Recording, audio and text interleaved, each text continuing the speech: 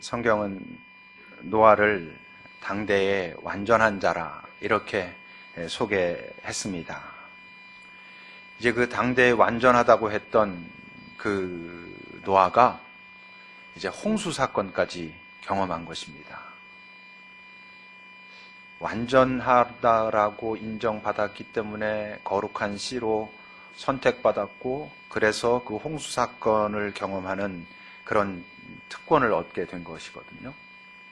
그럼 이제 노아는 그야말로 완전체가 돼야 되지 않겠습니까? 그 이전에도 당대의 완전한 자였는데 그 홍수라고 하는, 다시 말하면 하나님의 위엄과 권능이 온전히 드러나는 사건을 그 한가운데서 경험했으니까 이젠 정말 그 노아는 완전체가 되어 있어야 하는데, 그런데 성경은 그 홍수 사건 바로 다음에 그 노아의 집에서 일어난 아주 불행한 사건을 소개하고 있고, 아이러니하게도 이 사건이 노아가 등장하는 마지막 사건이 됩니다. 어떻게 보면 참 인간의 연약함이 있기도 하고, 그 연약함 속에서도 일하시는 하나님의 은혜가 있기도 하고, 이런 장면이라고 말할 수 있습니다. 오늘 본문 20절과 21절을 보면 이제 노아가 그 홍수 끝에 나와가지고 농사를 시작해서 포도나무를 심었는데 그 익은 열매들, 수확한 열매를 가지고 포도주를 만들었는데 그 포도주를 마시고는 취해서 그 장막 안에서 벌거벗고 있었다라고 기록합니다. 이 기록은 뭐 단순히 이렇게 술 먹고 뭐 더워가지고 이거 좀 이거 안 되겠다 그래서 그냥 이렇게 옷 벗고 자고 있었다 이런 정도를 표현하는 게 아니고, 그야말로 아주 술에 만취해가지고 정신을 차릴 수 없을 정도로 정말 고주망태가 되어 있었다라는 장면을 소개하고 있는 것입니다. 근데 어찌 보면 그냥 하나의 해프닝으로 노아도 사람이구나, 노아도 술 먹으니까 취하는구나, 술 많이 먹으면 안 되겠구나, 이렇게도 지나갈 수 있었던 이 사건이 이제 둘째 아들 함의 등장으로 인해서 아주 충격적인 그리고 아주 역사적인 그런 사건으로 변하게 되지요. 22절을 보면요, 이제 가나안의 아버지 함은 둘째 아들입니다. 그 함이 그 아버지의 하체를 보고는 밖에 나가서 그의 두 형제에게 알렸다라고 이제 기록합니다. 이 22절 끝에 나오는 그 알렸다라고 하는 그 히브리어 이 단어의 뜻은 고발하다, 누설하다, 크게 떠들다, 이런 이야기입니다. 이런 의미를 담고 있는 단어거든요. 그러니까 이 말은 무슨 뜻이냐면, 이제 아버지가 그렇게 술에 취해가지고 완전히 벌거벗고 그야말로 널브러져 있다라고 하는 그 사실을 밖에 나가서 아주 공개적으로 떠들고 그런 아버지를 조롱하고 비웃고 이랬다라고 하는 것을 이제 의미합니다. 이 당시에 그 하체를 드러낸다는 것은 지금도 당연히 부끄럽고 있을 수 없는 일이겠지만 이 당시에는 또 다른 의미를 갖고 있었습니다. 이를테면 어떨 때 그런 일들을 벌이곤 했냐 하면, 전쟁 중에서 포로를 잡았을 때 그 포로들을 모욕 주기 위해서 하체를 벗겨서 끌고 다니기도 하고, 또는 다윗 때 그런 이야기가 있지 않습니까? 다윗이 사신을 보냈는데 그 나라에서 다윗을 조롱하고 다윗의 나라를 조롱하기 위해서, 그러기 위해서 제일 첫 번째로 그 사신을 조롱하려고 그 바지를 찢어가지고 엉덩이가 드러나게 하고 이렇게 설명합니다. 그리고 그런 모습을 성경에서는 부정해줬기 때문에 일주일 동안 예루살렘 성에 들어가지도 못하게 되는 그런 이야기들이 기록되어 있습니다. 그러니까 단순히 이렇게 부끄럽다 이런 정도가 아니고 되게 치욕적인 그런 상황을 말하고 있는 것이죠. 그래서 이제 23절을 보면 셈과 야벳은 어떻게 합니까? 첫째 아들과 셋째 아들입니다. 옷을 가져다가 이제 그 함이 하도 그걸 떠들고 조롱하고 비웃고 그러니까 아마 그를 조용하라 하면서 옷을 가지고 아버지께로 들어가가지고 어깨에 메고 가는데 뒷걸음쳐 들어갑니다. 왜? 그 아버지의 하체와 그 벗은 그의 그 치욕스러운 모습을 자기네들이 보지 않기 위해서 그렇게 하고는 들어가서 얼굴을 돌이키고 그들의 아버지 하체를 보지 않았다, 이렇게 기록합니다. 그러니까 분명히 셈과 야벳은 아버지를 존중하고 배려하고 이렇게 했다는 것이고, 그에 반해서 함은 참 경솔하고 경박하게 그렇게 행했다라는 것이죠. 조반니 벨리니라고 하는 사람이 그린 그림입니다. 이런 그림을 한번 보세요. 술 취한 노아.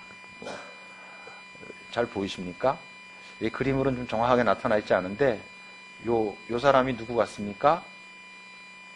셈입니다, 셈. 얼굴을 돌리고 옷을 갖다가 지금 이렇게 가리고 있는 그런 모습이고, 요 사람이 야벳입니다. 옷을 같이 들고 들어가가지고 이러고 있고, 요 함은 좀 벌써 얼굴 자체가 좀 뭔가 좀 경박스럽고 좀 그렇게 좀 보이지 않습니까? 그러니까 지금 이런 어떤 이렇게 이렇게 해도 지금 저 노아는 알아차릴 수 없을 만큼 지금 뭐 완전히 고주망태가 돼 있어가지고 그런 상태였다라는 거죠. 이제 근데 문제는 아무리 그렇다 그래도 함이 뭐 잘못한 거죠. 아버지 그렇게 하고 있을 때 그걸 가지고 밖에 나와가지고 뭐 막 이렇게 하는 거 분명히 잘못했는데 이제 도저히 이해하기 힘든 일이, 지금 함이 그런 잘못을 한 것과는 비교도 할 수 없는 일이 벌어집니다. 24절과 25절을 여러분 보세요. 이제 노아가 술이 깨어가지고는 그의 작은 아들, 둘째 아들 함이 자기에게 행한 일을 이제 알고 나서 뭐 들었을 수도 있고 그렇게 알게 됐겠죠. 그리고는 이렇게 말합니다. 가나안은 저주를 받아 그의 형제의 종들의 종이 되기를 원하노라 라고 저주를 하고 있습니다. 도대체 이 엄청난 저주를, 도대체 이 상황을 우리가 어떻게 받아들여야 하는 걸까요? 함이 분명히 잘하진 않았지만 아버지를 좀 더 배려하고 그래야 될 필요가 분명히 있었지만 어쨌건 뭐 원인 제공은 본인이 했는데 지금 그랬다라는 그 잘못을 저질렀다는 이유 때문에 지금 저주를 합니다. 그리고 이 저주는 사람들은 이게 예언처럼 돼가지고 나중에 이 함의 민족은 그야말로 저주받은 민족이 되었다라고 말하게 되는 그런 사건이 지금 여기서 벌어지고 있는 것입니다. 또 한 가지 이해하기 어려운 것은 아들 함이 잘못했거든요. 근데 지금 보면 누구를 저주하냐면 함의 아들 가나안을 저주하고 있는 것입니다. 가나안은 노아의 둘째 아들인 함의 넷째 아들이거든요. 함의 아들인 가나안을 지금 저주합니다. 지금도 말한 것처럼 함에게는 아들이 4명이 있었습니다. 여러분 그 창세기 10장 6절을 보세요. 그 10장 6절에 보면 이제 함에 대해서 설명하면서 함의 아들은 구스와 미스라임과 붓과 가나안, 이렇게 4명의 아들이 있었는데 노아는 지금 함을 저주하는 것도 아니고 그나마 자기의 손주 중에서 막내 손주인 가나안을 지금 저주하고 있는 중입니다. 왜 이런 걸까요? 이제 이 본문을 해석하는 아주 보수적인 관점은 이 노아의 실수보다 함의 잘못이 훨씬 큰 것이다 라고 말을 합니다. 감히 하나님의 사람을 그렇게 인간이 함부로 대하느냐 뭐 이런 의미도 있고 또 부모를 공경하지 않은 것이다 이렇게 말하기도 하고 뭐 이런 이야기들을 합니다만 그게 뭐 그렇게 설득력이 여러분 있습니까? 잘못했다는 것하고 잘못했기 때문에 이렇게 저주를 퍼부어가지고 그런 후손들이 그런 삶을 살게 됐다는 것하고 뭐 그 저주 때문에 이렇게 살게 됐는가 하는 것은 우리가 좀 더 생각해 보겠지만 말입니다. 더 나아가서 지금 말한 것처럼 아주 보수적인 시각은 노아의 이 저주를 예언이라고 그렇게 보는 것이죠. 다시 말해서 하나님께서 노아를 사용해가지고 이 가나안 민족이 앞으로 일어날 일을 미리 예언하고 계시다. 그렇게 지금 보기도 합니다. 과연 그렇게 받아들일 수가 있는 걸까? 여러분 오늘 본문 18절을 한번 보세요. 처음 이제 시작을 하면서 방주에서 나온 노아의 아들들은 셈과 함과 야벳인데 함은 가나안의 아버지라. 굳이 이 내용을 지금 말합니다. 22절도 보세요, 여러분. 가나안의 아버지 함이 그의 아버지의 하체를 보고 밖으로 나가서 그의 두 형제에게 알렸다라고 기록합니다. 함을 소개하는 것 같은데 실제로는 누굴 더 강조하고 있냐면 지금 가나안을 더 강조하고 있는 것이죠. 근데 왜 그럴까? 창세기, 출애굽기, 레위기, 민수기, 신명기 이 성경, 구약 성경 제일 처음에 나오는 이 5가지의 책을 율법서라고 하고, 그 율법서라고도 하고 또 어떻게 말하기도 하냐면 모세오경이라고도 합니다. 창출, 레민신, 이걸 모세오경이라고 하는데, 모세오경이라고 하는 것은 꼭 모세가 기록했다, 뭐 아주 또 보수적인 시각으로는 모세가 기록했다 이렇게 얘기하기도 하지만, 그 성경을 잘 찾아보면 모세가 다 기록했다고 하기에는 무리가 있는 장면들이 사실 많이 있습니다. 그러니까 이 모세오경이라고 말하는 5개의 책, 이것은 모세가 꼭 기록했다기보다는 어쨌건 어떤 의미를 담고 있냐면, 그 모세 시대, 다시 말해서 출애굽 이후 가나안 정복 시대에 이르는 그런 시대를 거치면서 기록된 그 율법서다라는 의미에서 모세오경이라고 말하고 있는 것입니다. 그러니까 여러분 생각해 보세요. 지금 이 창세기가 기록되고 있었던 그 시점, 지금 노아의 사건이 일어난 시점이 아니라 이 노아의 사건을 기록하고 있는 시점에서는 지금 모세 시대니까 이미 어떤 시대겠어요? 가나안의 그 후예들의 실체를 이미 알고 있었던 시대에서 이 사건이 지금 기록되고 있는 중인 것입니다. 여러분, 가나안의 7 족속이라는 얘기 들어보셨습니까? 이스라엘 백성이 모세의 인도하에 애굽에서 이제 나와가지고 출애굽한 후에 가나안 땅으로 가기까지 40년이 걸리고 가나안을 들어가서 점령한 족속이 7 족속이다 그래가지고 가나안의 7 족속 이렇게 얘기합니다. 그럼 신명기 7장 1절에 보면, 이건 이제 신명기는 모세의 5편의 그 설교를 기록해 놓은 책인데, 그 7장 1절에서 이렇게 기록합니다. 모세의 이게 설교입니다. 이를테면, 네 하나님 여호와께서 너를 인도하사, 이게 이스라엘 백성들에게 지금 말하고 있는 것이죠. 네가 가서 차지할 땅으로 들이시고 네 앞에서 여러 민족들이 정복하게 될 것인데 라고 하면서 7 족속을 말하는데, 헷 족속, 기르가스, 아모리, 가나안, 브리스, 히위, 여부스 족속들, 그 7 족속을 앞으로 이제 하나님께서 쫓아내게 하실 터인데 라고 설교하는 장면입니다. 근데 언뜻 보면 이제 가나안은 그 여러 7 족속 중에 한 족속인 것 같지만, 여러분 창세기 이제 그 가나안의 후손들을 설명하는 자리가 지금 9장, 10장에 나오는데 10장 15절부터 한번 보세요, 여러분. 가나안의 후손들입니다. 가나안은 장자 시돈과 헷을 낳고 또 여부스, 아모리, 어디서 많이 보던 거죠, 조금 전에.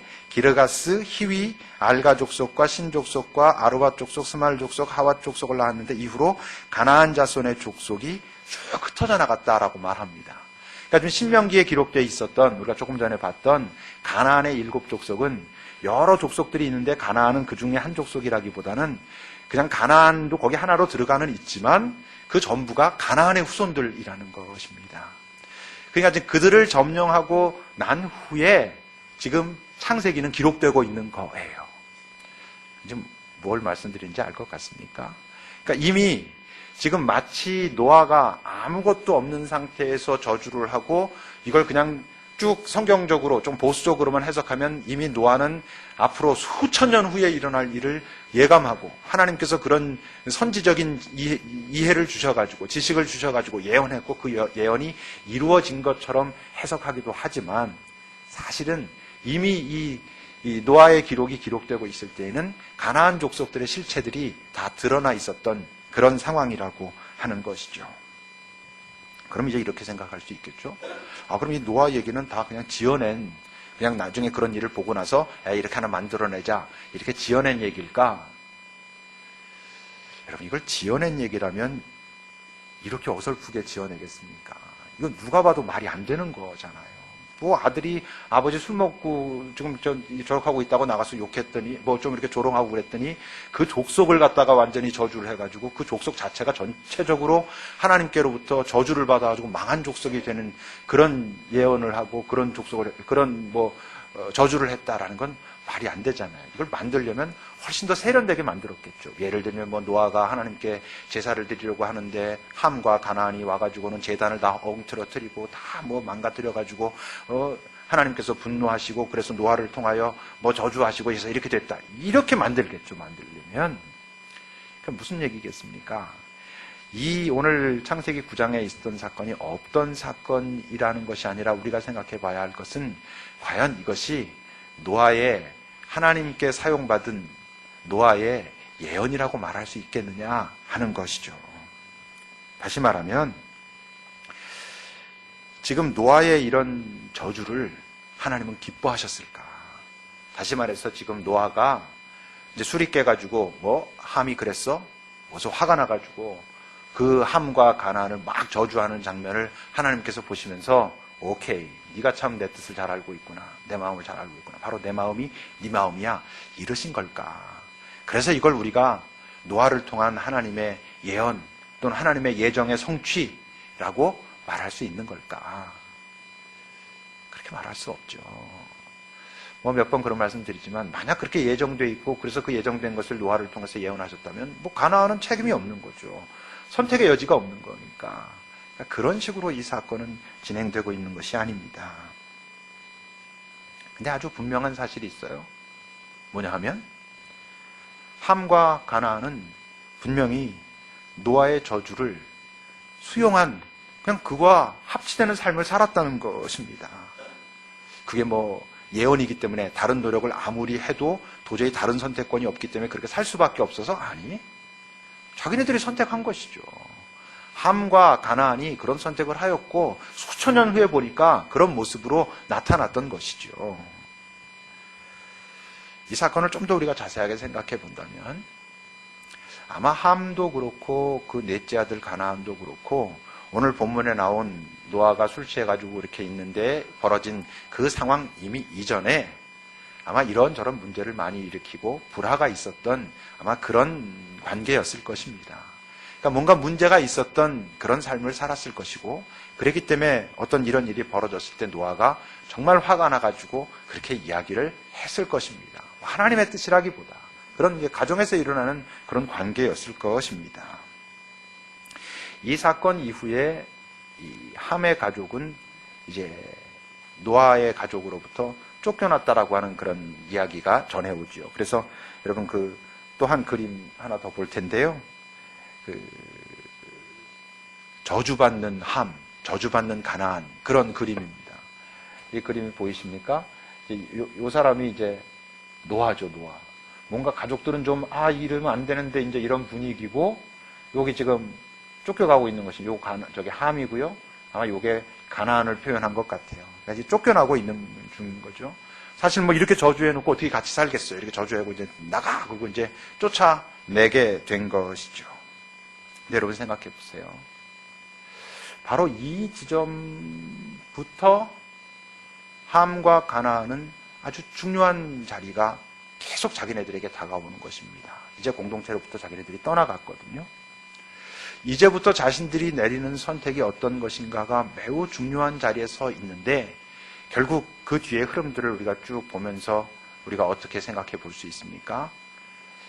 함도 그렇고 당연히 그 가나안도 그렇고 이렇게 쫓겨나고 저주를 받고 쫓겨나게 되면서 이들은 자신들의 삶을 돌아보거나 이제부터 바른 선택을 하거나 이런 쪽으로 흘러간 게 아니고 어떻게 됐다는 걸 알 수 있냐 하면 자기 가족들에게 원한을 품은 것이고요.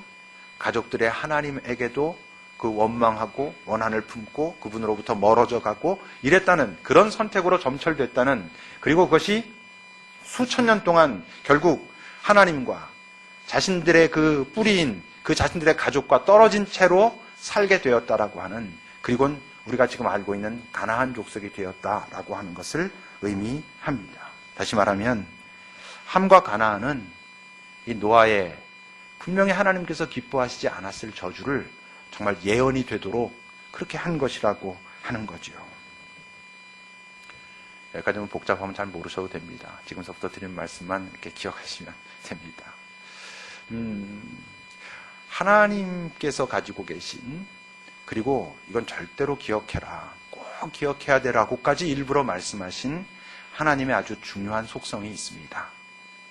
그것은 뭐냐 하면 그분은 새롭게 하시는 분이라고 하는 것이죠. 여러분 계시록 21장 5절을 보셔요. 계시록 21장 5절을 보면 보좌에 앉으신 이가 이르시되 보라 내가 만물을 새롭게 하노라, 내가 모든 것을 새롭게 한다 항상 이라고 말씀하시면서 뭐라고 말씀하시냐면 내 이 말은 신실하고 참되니 꼭 기록해둬라, 그렇게 말씀하셨어요. 그러니까 나는 어떤 것이든 무엇이든 어떻게 지금 되어 있는 것이든 이제 나는 다 새롭게 만들 수 있는, 만드는 내가 그런 존재다라고 말씀하시면서 이것을 꼭 기억하라라고 그렇게 말씀하셨어요. 지난 우리 수요일 날 기도하신 분들이랑은 이 얘기를 나눴었는데, 우리가 혼동하고 그걸 구분짓지 못하고 살아가는 것이 있습니다. 그게 뭐냐 하면요, 지금의 나라고 하는, 지금 이 순간 살아있는 나하고 지금까지의 나하고 구분을 못하는 거예요.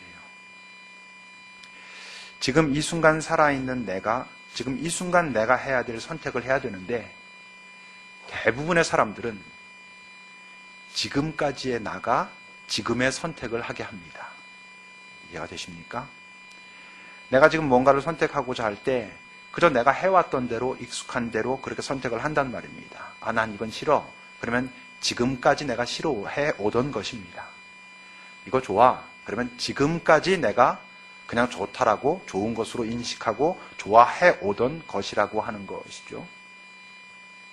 우린 대부분 지금까지의 나, 그래서 그 지금까지의 나가 지금 어떤 선택을 하고자 할 때 그 지금까지의 나는 주로 뭐로 만들어져 있냐면 어떤 상처, 아픔, 어떤 원망, 분노, 이런 것들이 가득 찬 모습으로 지금까지의 나라고 하는 존재가 대부분 만들어져 있습니다.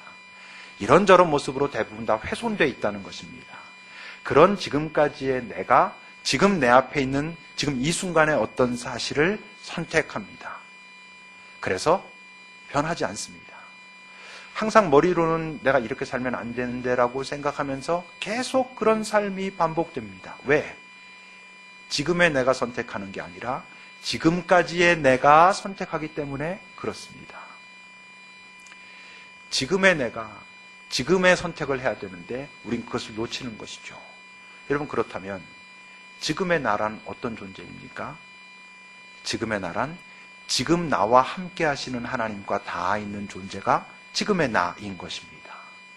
모든 것을 새롭게 하시는 하나님, 지금까지 내가 어떠한 삶을 살아왔던지 이 순간 내가 그분을 찾고 그분이 나와 만나시면 그분께서 내게 기대하시는 그 어떤 삶, 지금까지의 나는 한 번도 선택해보지 않았던 어떤 삶, 복음서에 나오는 예수를 만난 모든 사람들의 삶은 지금까지의 삶에서 지금의 삶, 지금 이 순간의 나로 변화되는 장면들입니다.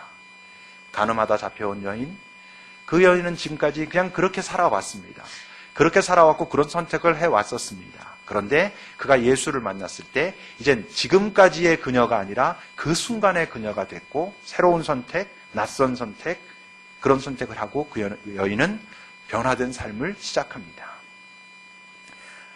남편이 5이나 있었던 사마리아 여인이 있었습니다. 그 여인은 그게 자기의 익숙한 삶이었고 예수를 만나기 직전까지 그 지금까지의 삶을 살았습니다. 예수를 만났습니다. 예수를 만나고 그녀는 지금 이제 지금의 선택을 합니다.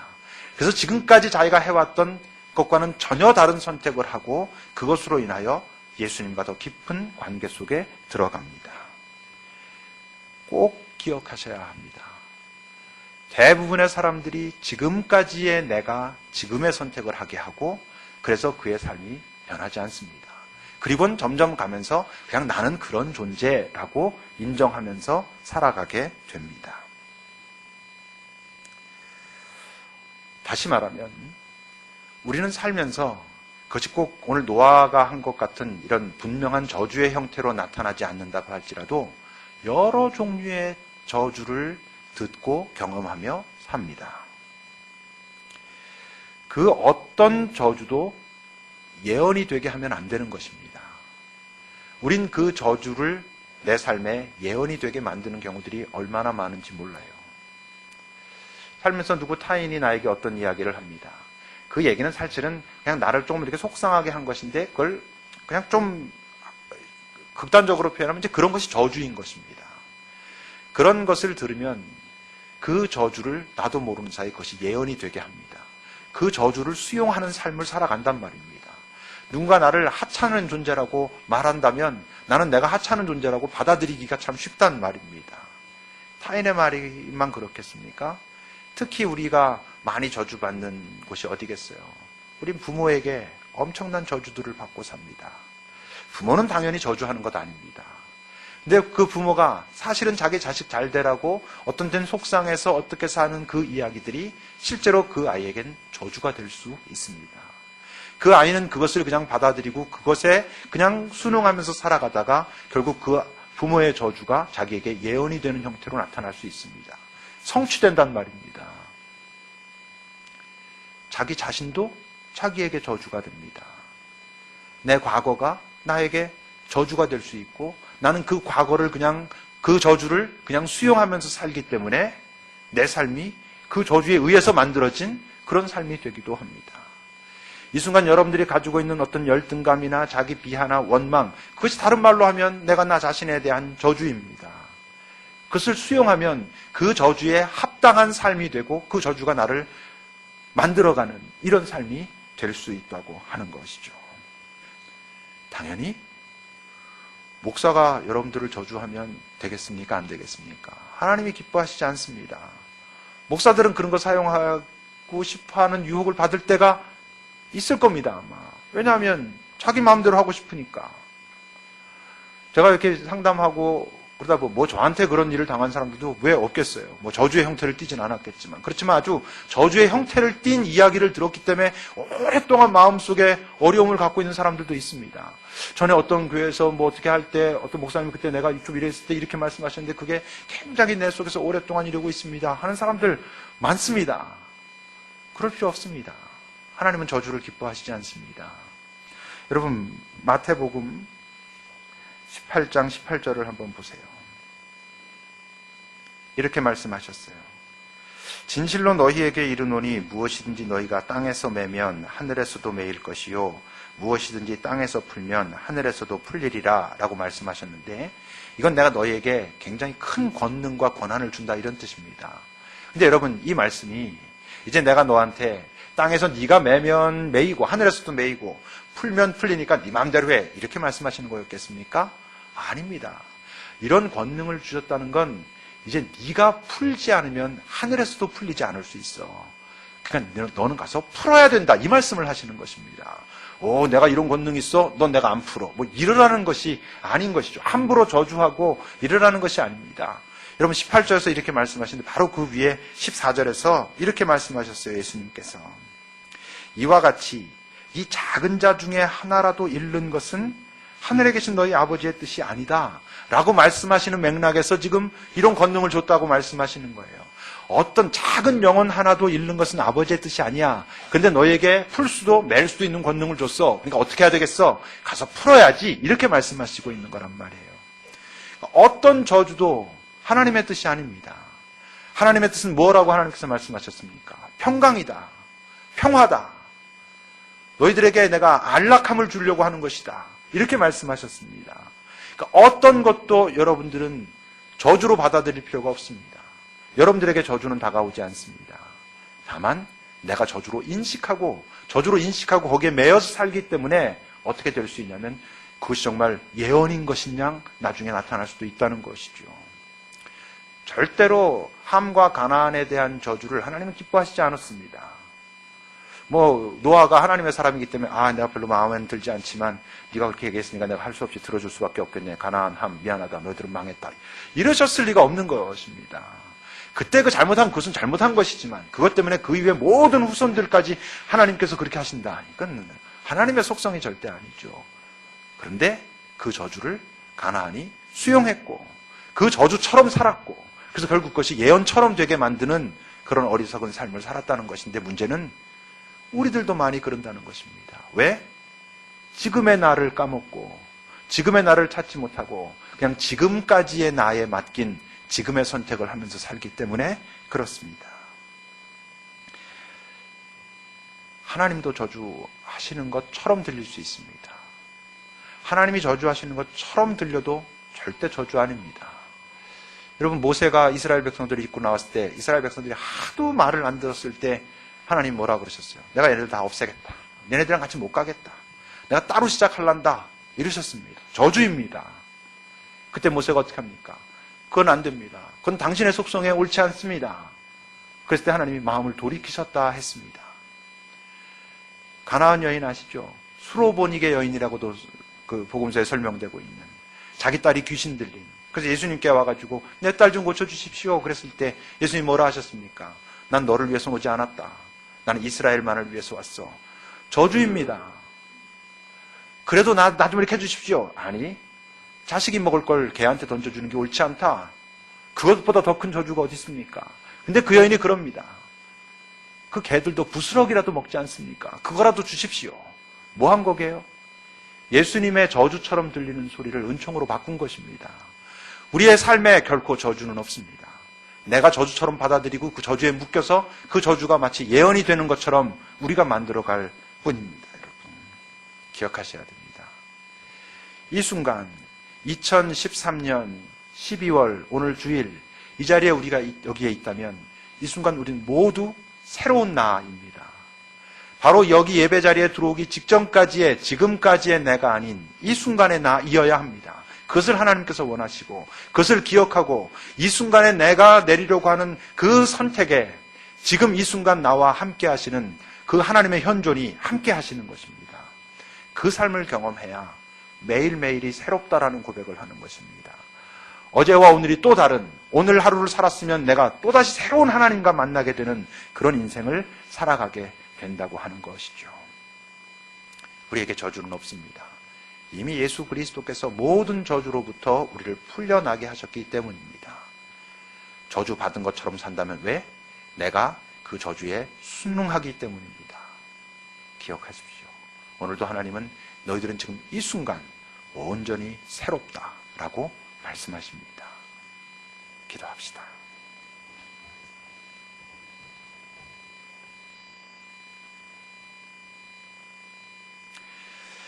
잠시 나의 삶을 좀 돌아보면서 나는 정말 선택할 때 지금 이 순간에 내가 선택하도록 하는가, 아니면 그저 지금까지의 나, 익숙한 나, 당연히 그런 나, 사람들이 말하는 바로 그 나, 내가 그런 것이 나라고 생각했던 그 나로 선택하게 맡겨버리는가. 그러면서 좀 기도합시다. 주님, 바로 이 순간 나와 함께 하시는 주님을 내가 만나고 그 앞에 섬으로 이 순간의 나로, 이 순간 내 주께서 내게 원하시는 바로 그 선택을 내리는 삶을 내가 살게 하옵소서라고 우리 잠시 기도합시다.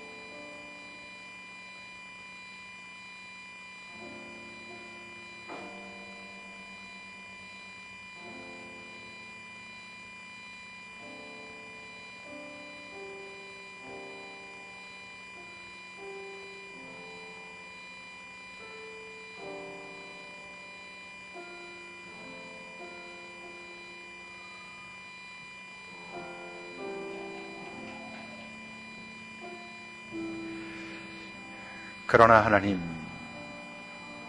지금 이 순간의 나로 살고자 하면 지금 이 순간 나와 함께 하시는 하나님을 만날 때만 가능하다는 것을 기억하게 하옵소서.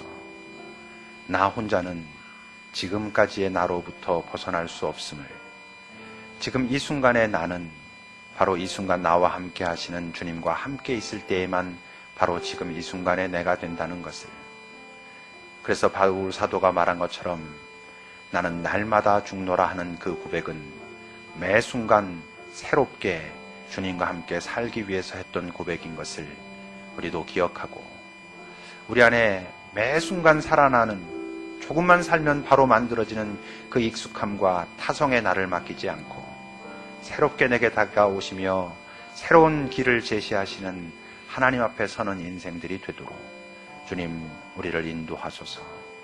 우리 인생에 결코 저주는 없음을 우리 스스로 저주처럼 느끼고 그것을 예언으로 만드는 것만 있음을 잊지 않도록 인도하옵소서.